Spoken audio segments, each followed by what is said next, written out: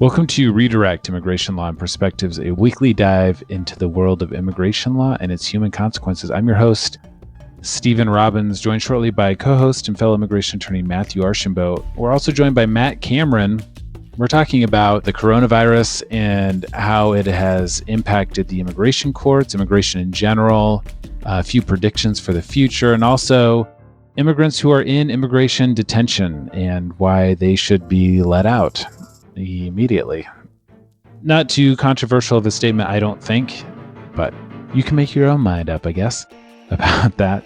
We want to have Matt on because he's offering a graduate level seminar which covers the history of immigration. I think it's going to be really interesting, and there's a different pay options. You can pay per class, you can pay for the whole thing, but it's definitely a good opportunity for folks. There's no college credit involved, but he does teach at a graduate level, and he's offering his course to regular folks like me and like you. And so I definitely want people to sign up for that because I think it's going to be a really, really good opportunity. Also, he's an experienced teacher and an entertaining person. It's a good class. This is not a question of charity. At the same time, things are going to get difficult for our clients, and then as a result for us as immigration attorneys. And I think some maybe more than others. I know for Matthew and for Matt, a lot of their clients have already been hit hard. They're in the service industry. And for me personally, a lot of my clients work in agriculture and they are still employed. So for the most part, so far. So these things are going to affect different people differently. But I know, as Matt points out later, it's really important for him to be able to continue to pay his employees and to make a living during these difficult times if at all possible. So if you're in a position to not only take the class, but to pay for it, the money is going to a good place and to a good person who deserves it. So anyhow, I would encourage you all to do that and enjoy the conversation with the two Matts. Right now, I'm getting all these messages saying like, oh, so-and-so says they can only pay half of their monthly thing, or they can't make their, kudos. The people who are paying me like $300 a month and then they only pay me $150 a month, but they pay me $150 a month. Mm-hmm. I got to do a little list of those people to make sure I give them breaks down the road because, you appreciate that, because the guy, because he's like, yeah, I'm out of work, but instead of giving you 300, let me give you 150. Because he could just say, listen, I'm out of work. Oh, fuck. I'm not going to pay you. What am I going to do? Right. I've tried to always, and much to the chagrin of my staff, I think, I'm lucky that I surrounded myself with some real loan shark staff. Not really, but they're better at collecting than I am. Yeah. If somebody's bringing in $50 or $20, when they can, I'm never like, all right, let's crank up collections on that guy. It's the people that they disappear for 2 years and they don't make a payment, and then they come in and they want to know why their case is taking so long or whatever. But then they give you $50, and then then you get the $50. I think Matt is here. Matt C. No, Matt. Just a straight dead line. He was playing the piano last night or yesterday. Yeah, a little Facebook Live thing, playing the piano. I know. I need him to just do that, but I can't hear him. So a couple of weeks ago, we were just joking about hey, maybe one of us will die. And we kind of thought that was going to be, funny. Funny, but also the extent of the problem, just dying. And I guess I at least did not foresee the next Great Depression. And in fact, this is probably going to be called the Greatest Depression. The old one, Well, we are, Look. Yeah. The Great Depression. How about the Big League Depression? Can't wait for Trump to brag about how his depression the greatest depression ever. We're breaking lots of records. All the other depressions, they pale in comparison. We're breaking all the records. Frankly, the Great Depression, not that great. Exactly. We knew the guy was a racist and a bigot, and we knew he was kind of an idiot. No, not kind of, but okay. But a huge idiot. So, yeah, Matt, I was just saying a couple of weeks ago, we were joking about all the people that would die. All those funny jokes we made. All those funny jokes about death and dying and how we did kind of see that coming to a certain degree, but not the total collapse of our politics and the economy and everything else. I don't know. At least I'm speaking for myself. Were you foreseeing the next Great Depression, the Greatest Depression? A little bit. I mean, you guys ever see that Simpsons episode where it's the future and Lisa's the president? You know what I'm talking about? Yes. She holds up a chart at one point and she's like, and we're still recovering from the Trump economy. And it was like 20 years ago. It's great. It's like this totally prescient thing where they were predicting President Trump would destroy the economy. And here we are. Simpsons did it first. Now, the cool thing about this is we've now all stayed at home long enough to wreck the economy, but we're also going to be rushed back to work fast enough to still get the deaths. Yeah. It's going to be a real twofer, which is great. Everybody loses. Everybody loses, and a lot of people die. So there's that. Yeah. So I wanted to talk about sort of how immigration has handled this. I guess, Matthew, when was it that you got Corona at the Newark court? Was that like a couple of weeks ago? I'm really pretty sure. Everything's kind of a blur, so I'm really bad with timing now. But it does turn out that there was a trial attorney that tested positive that works at the Newark court. An ICE attorney. So, of course, they won't tell anyone who it is. They just said that trial attorney was with this one judge, Riefkohl, on this one day. And so now everyone's trying to like re-engineer, like, okay, well, I wasn't there on that day, but who was that trial attorney? And but it's not even enough to know that, right? Yeah, you just have to presume that, like, because that trial attorney interacts with other trial attorneys that you interact with, and judges and other attorneys. Right. But it's all fucked up. And now there's news out of the Elizabeth Detention Center, which is in Newark, that a trial attorney tested positive, and they're kind of like in quarantine. There was medical staff at the Elizabeth Detention Center that tested positive. Of course, they say that there are no detainees that have tested positive, which is, I'm sure, true, because they haven't been tested. They would never actually test as detaining. Yep. Who do they think they are? Members of the Utah Jazz? So, Matt, that's a sports reference. So it's all. Fuck. I mean, in Boston, like, man, what's going on in Boston? They have like people in hazmat suits. Do they give you a hazmat suit to walk into the Boston Immigration Court now, or do you got to bring your own? No, that's just going to jail. We all have to wear those.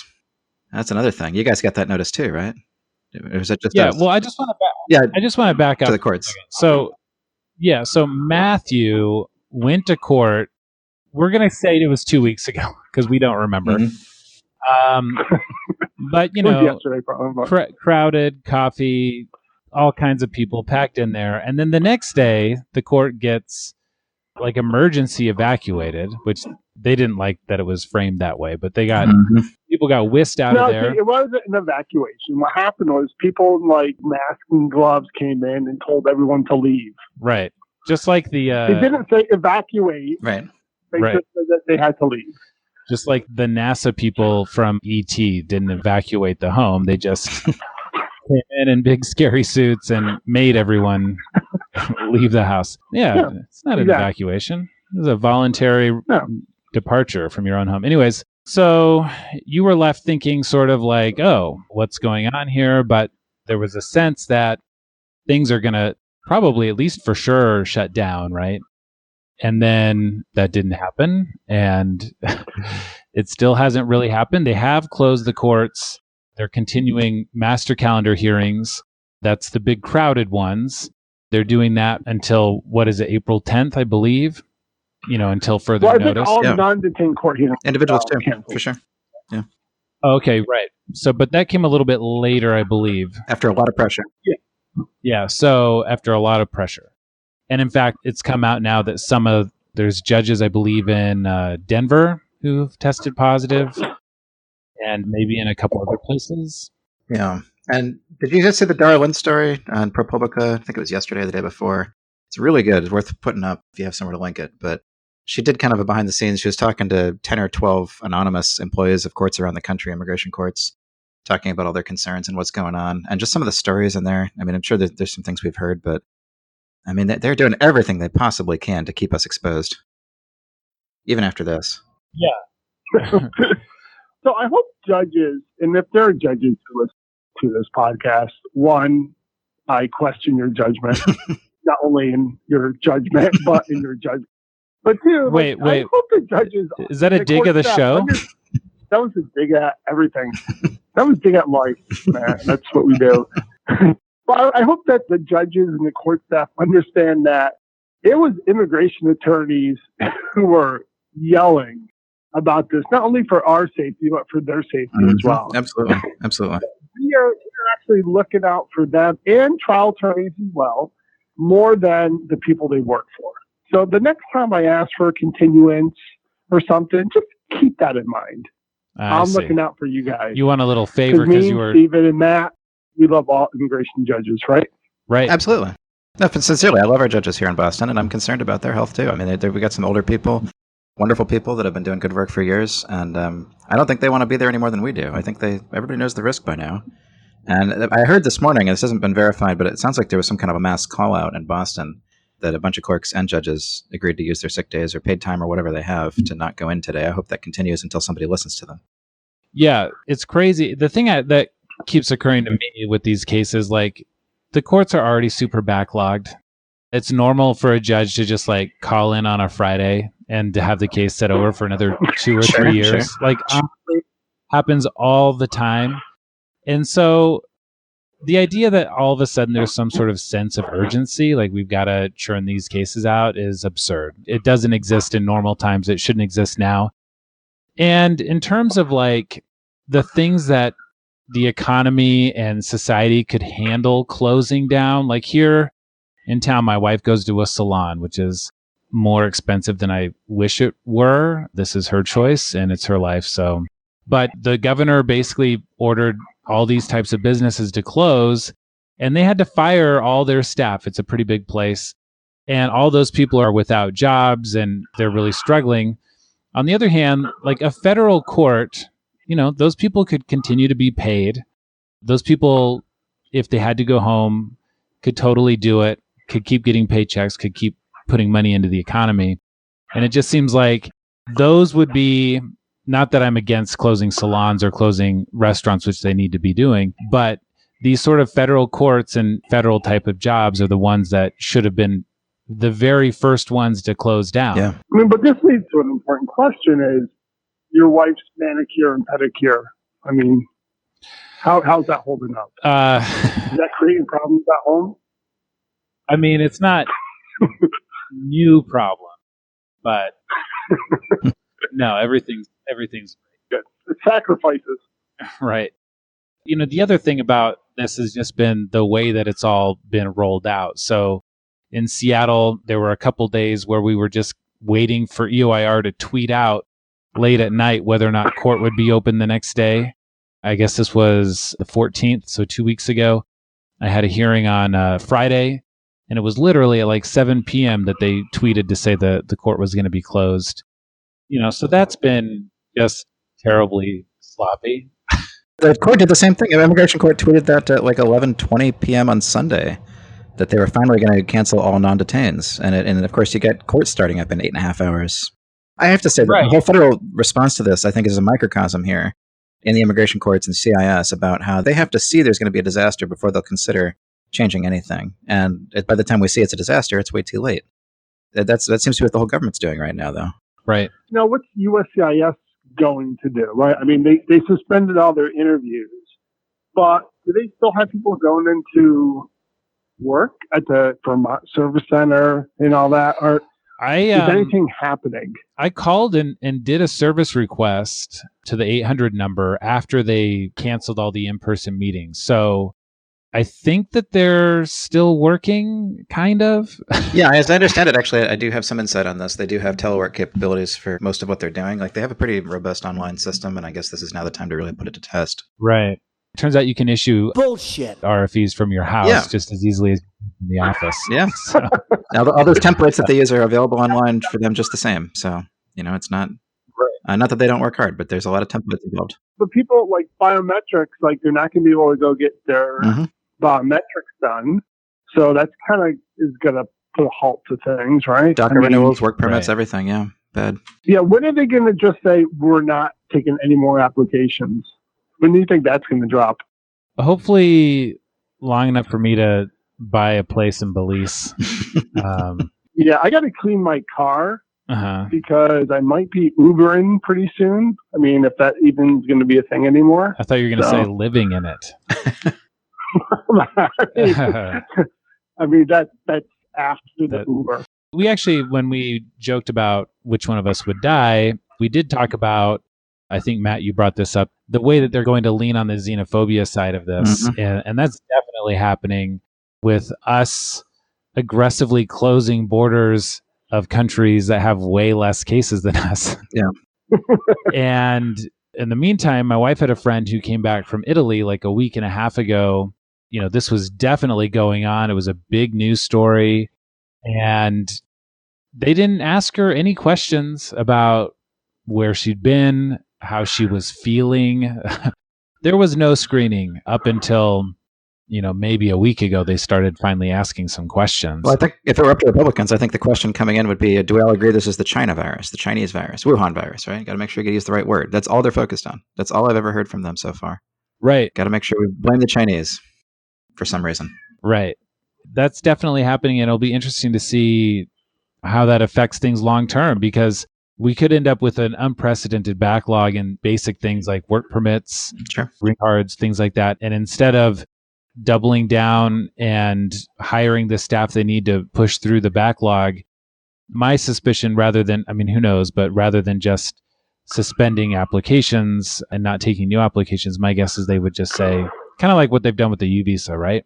It's developed a terrible backlog, and rather than do something about it, my guess is they'll just say, yeah, it takes 4 years to get a work permit. Like, what do you want us to do? Right. Well, I mean, any of the stuff that's not public facing, I think they can still manage to keep going. It's going to have to get pretty dire before they can justify saying they can't keep that processing going.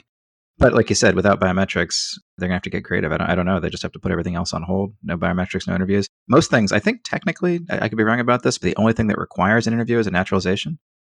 I think they technically could waive interviews for most everything else. They won't. That's true. But they could. Well, maybe they'll get more lenient about that 751 interview for that couple that has like 3 children. Right. Let's not interview them, not call them in. We could do these on video chat. It's totally possible. It could be done. I really think so. Like in the detention setting, when things get backed up in Tacoma, we do video teleconferencing with judges like in San Diego, and all of the technology is there. Yeah. And it all works seamlessly. I need to scan something over. Okay, the guard will scan it to chief counsel. They'll print it. Wow. Whatever. It's all very doable. That's and awesome. So the idea that like EOIR has no idea how to move forward. Well, crazy. But let's talk real quick about the detention centers, because it turns out there are cases still moving forward. And those are for the detained folks. Now, in a way, it's good that the cases are moving forward, because we don't want their hearings to be set over for 2 or 3 years. But on the other hand, they really shouldn't be there in the first place. Yeah. Well, here's my prediction. So 1, they're not going to release them. So that's spoiler alert. 2, they may slow down the people they're arresting. So that kind of will incentivize them to keep the people that are already in there still in there, because they can keep making their money. And I said like 1, 2, like usually people have 3 things. I only have 2. Okay. So that's it. You can keep it's all going to suck. That third thing in your back pocket. But Matt, maybe you could share some insight for people who don't know. I mean, the sort of makeup of immigration detention in your experience. Who are the people there and why are they there? I mean, so my counterpoint to Matthew, I think I agree. Obviously, realistically, politically, they're not going to be released, but everybody in there should be released right now. It's a lot harder to do this. And actually, there's a real conversation happening about how to get people out of state jails and prisons right now. But it's much easier to do it from ICE custody. Even people who are mandatory can be released. In New Jersey, they just announced that they're going to be releasing a bunch of low-level offenders. We're doing it too. And it's going to happen. And just to be totally clear, to answer your question, as we all know, people in ICE custody are either, there's basically three categories, right? You got people who are completely undocumented, who don't have any criminal record and are just there because they have an old removal order or because they're undocumented, maybe picked up a traffic ticket or something that got them into proceedings. There's people with lawful presence. Then a lot of people don't think about this, but people with green cards, with TPS, with DACA. For some reason, when I'm talking about this stuff, people are always shocked to learn that there are people with legal status in ICE custody, but that's probably about half of them who've committed some kind of deportable offense. And that doesn't mean that they killed someone. That probably means they had some drugs on them at some point or did something else that most could have people... been a long time ago. Yeah, very long time. I mean, I have so many examples, but I mean, most Americans, when I tell them, are very surprised to learn that it's a mandatory detention if you have a drug possession conviction, for example. Mm-hmm. That's a surprise. And then the third category, of course, was there a third category? Yeah, that was all three categories. I think. It's really two. Matt, correct me if I'm wrong. There are no people in ICE detention that are serving criminal. Yes, that was my next point. Yeah, and actually, I'm sorry. When I say third, I guess the third category is people who are actually here illegally without permission, who do have convictions or charges, and those are big differences, for criminal offenses, and that's the third category. And that means that they would have ended up in ICE custody if they'd been discovered by ICE, but they were discovered because of the criminal process. And there's a lot of confusion around that because people think that means that they're criminals, and it doesn't. It just means that they had a charge and they were picked up and put in ICE custody. But either way, as Matthew was just saying, and I'm sorry to interrupt there, but all of these people are in civil immigration detention, and it is an absolute joke at this point to pretend that it's a public safety issue. If they were you or I, and we'd had any of this happen, we would either be at home facing trial, on conditions, or we would be in prison, or we'd have finished our time, right? None of this would be a factor if it was any of us who've been subjected to this. So I have a really strong opinion about this, obviously, but I just don't think, under the circumstances, that we need to pretend this is about public safety right now when there's real public safety concerns to worry about. That's my rant. It's really weird that, for example, I always share the story of the Tupperware lady. She threw a Tupperware at her husband, and she gets arrested, and the local judge, the criminal judge, who's making a determination about danger to the community and flight risk, just lets her go. Like, doesn't ask for... Within the judge's own community, right? Right. Exactly. So they're neighbors, roughly, and they're from the same community. Well, she gets sent to ICE detention before the case is finished, the criminal case. And the immigration judge on the back end says, oh, no, actually, I think you're so dangerous. Not just like kind of dangerous, but so dangerous that no amount of money in the world could secure your release back into your community. So, or no conditions. There are no conditions we can release you under. That's what's even crazier. Right. Like no ankle monitor, regular check-in. Anything. But even for somebody who's like been convicted of a DUI or multiple DUIs, they've been punished by a judge and determined to be ready to go back into society. Mm-hmm. So there's really nothing to suggest that these people are more dangerous than anybody else who's finished a criminal sentence. Even the dangerous, the ones who've committed crimes, in other words, have finished what the judges have asked them to do. So yeah, there used to be a presumption against detention, and now there is a presumption of detention, and that is even within the course of my time as an immigration attorney. It's disturbing. Right, and ICE, again, they've got plenty of tools at their disposal, all kinds of ways to have people check in or to track them, even like really draconian ways that I disagree with, but still better. So I have a completely factual statement about ICE detention, civil detention, and I want you guys to react. ICE detention or civil detention is not punitive. Right. Go. Correct. I mean, legally, but not certainly not actually. But people need to understand it is not supposed to be punitive. So, Stephen, in your case, the judge was punishing the lady. That's clear, right? Had nothing to do about danger. She was punishing the lady. She thought for sure. She stepped outside the normal bounds of civil society, and she was going to enact her own punishment. Right. Anyone who does detention work sees it every day. Yep. Right. Yep. Yeah, I think that's true. To be clear, obviously deportation is not considered to be a punishment. It is just a civil sanction. It's something that happens when you're here without permission or violate your conditions. But we all know that's a punishment too. And no court has ever agreed that it is, but it should be. The Supreme Court multiple times has said it isn't. Yeah, so I've got guys, I have a blue jay and a cardinal in my backyard. See, it's not all so bad. Do they want to meat on them, or they look like good eating?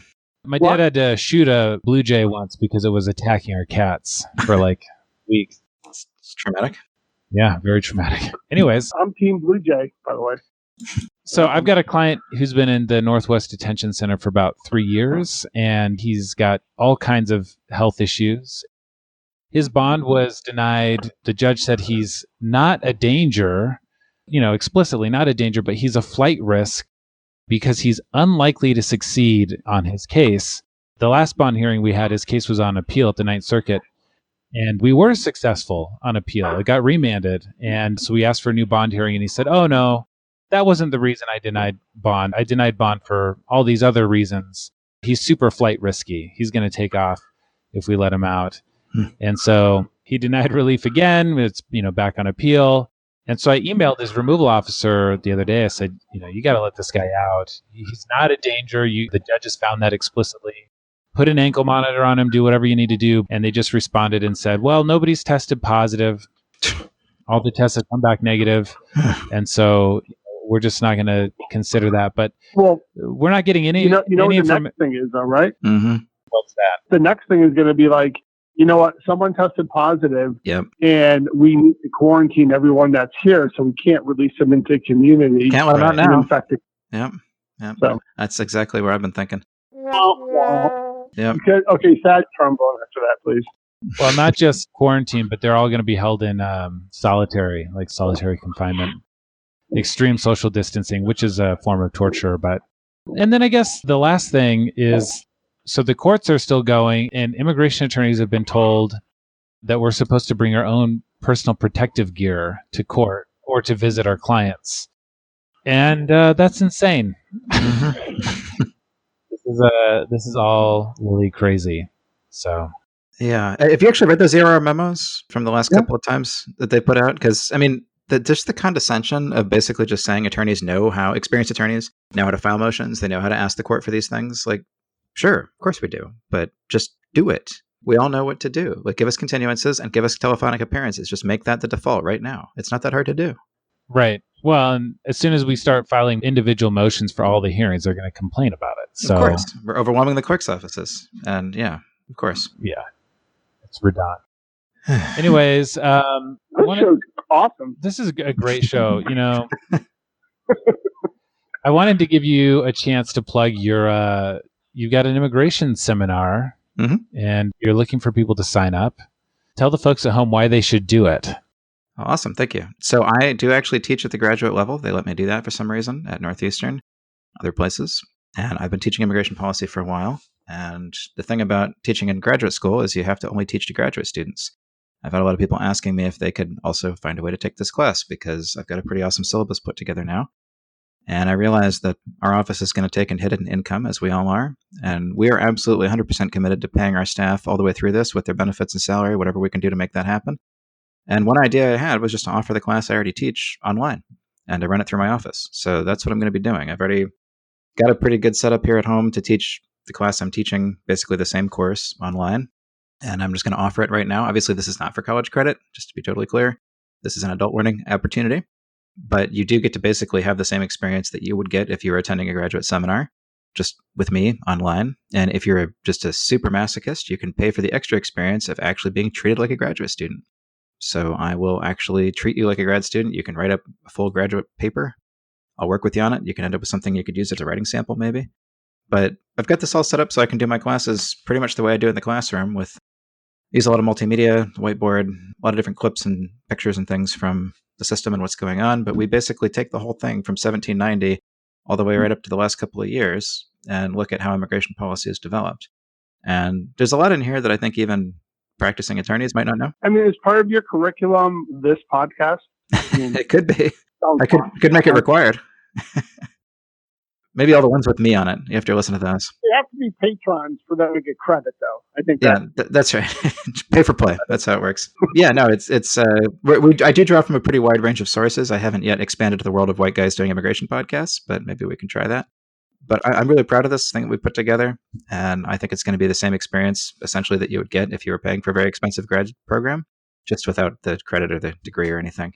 But, hey, we've got nothing else to do for the next couple of months, right? So if you're stuck at home like we all are, and you want to learn something about immigration policy and history, and, even if you already know something about the law, which you might if you're listening to this podcast, you may not know how we got here.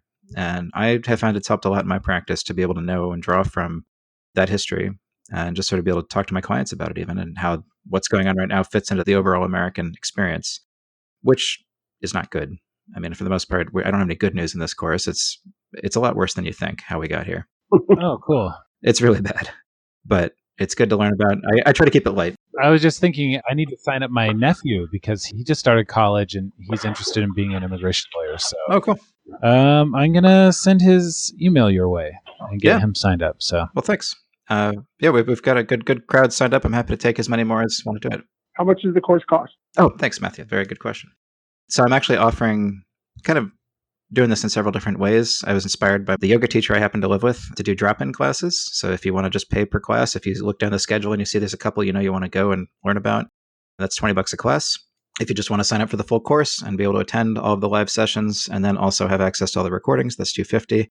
And if you want me to treat you like a graduate student, which again, if you're just masochistic enough to want to have that experience, that is $500. And I think, honestly, that's a pretty good price considering the amount of time and effort I do put into this and the amount of time we're going to spend together.